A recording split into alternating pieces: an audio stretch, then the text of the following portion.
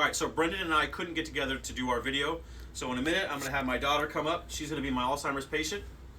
What we found through our research is that exercise about 150 minutes a week using 4 different categories. Balance, cardiovascular, which is what Brendan's going to focus on, and then strength and flexibility, which is what I'm going to focus on. Focusing on those 4 categories about 150 minutes a week helps prevent getting Alzheimer's and then also helps slow down the progression of Alzheimer's.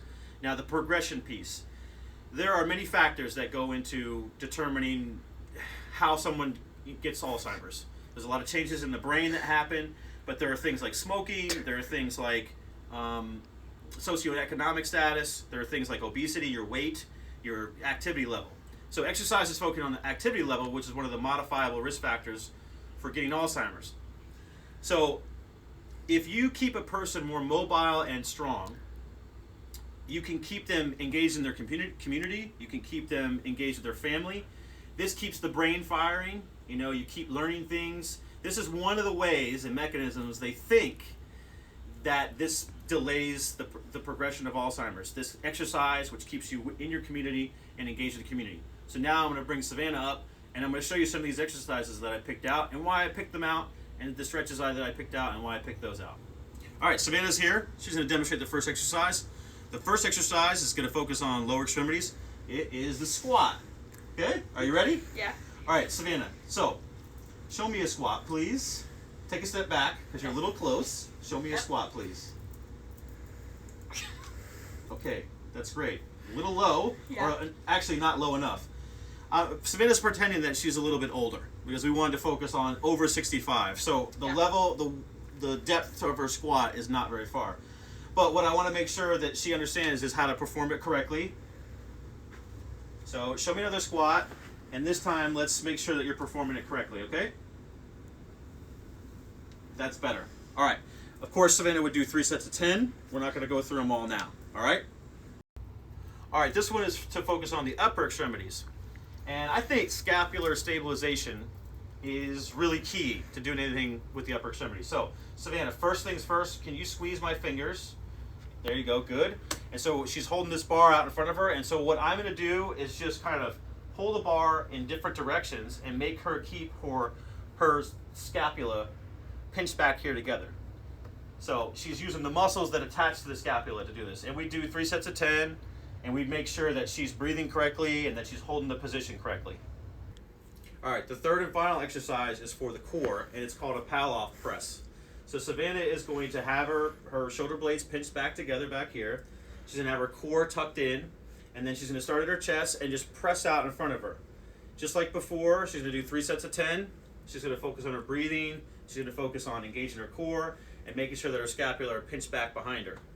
3 sets of 10. I think I already said that, but you want to make sure that that's for every exercise. That's basically what the research shows. In order to gain strength, you do 3 sets of 10 of everything.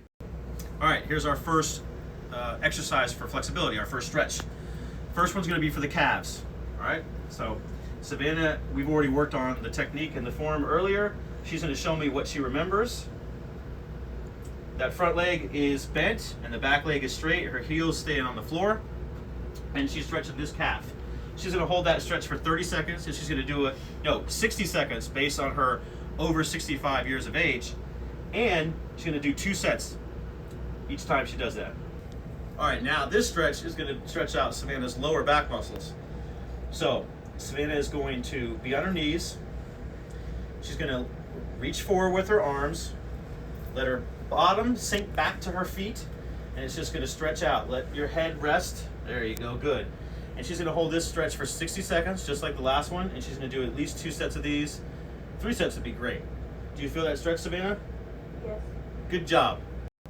All right, we have 2 stretches left. We've got the upper traps, which I feel like is an important muscle to stretch. That's always tight on everybody. And then the pec stretch. Pecs are always tight on everyone too. So upper traps. So if we want to stretch the left upper trap, take our right hand, place it on the other side of our head, keeping our shoulder down, this shoulder down, Savannah, and then we pull to the opposite side. Now, let's make sure our shoulder's down. Is it down? If it's not, you can stick your arm behind your back. That helps. Do you feel that stretch? Okay, good. And how long are you supposed to hold that for? 60 seconds. 60 seconds. How many sets? 3. 3 sets. That's perfect. All right, now the chest stretch. For this one, I'm going to have Savannah take a seat. Let me move this chair up some. She's going to take a seat and then scooch all the way back in the chair, and then put your hands behind your head like this. Okay.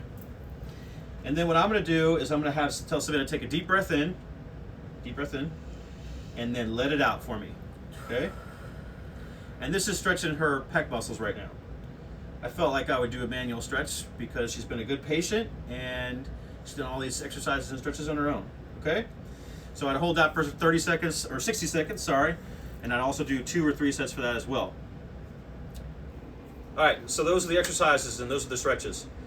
One thing I think that's important to mention about Alzheimer's is sundowning. Sundowning typically happens when the sun goes down, and we're not quite sure on this phenomenon, but Alzheimer's, dementia patients, they get agitated and irritable.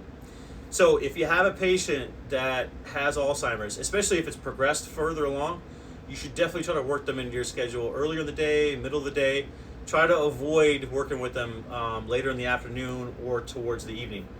They definitely becomes harder to work with them and treat them.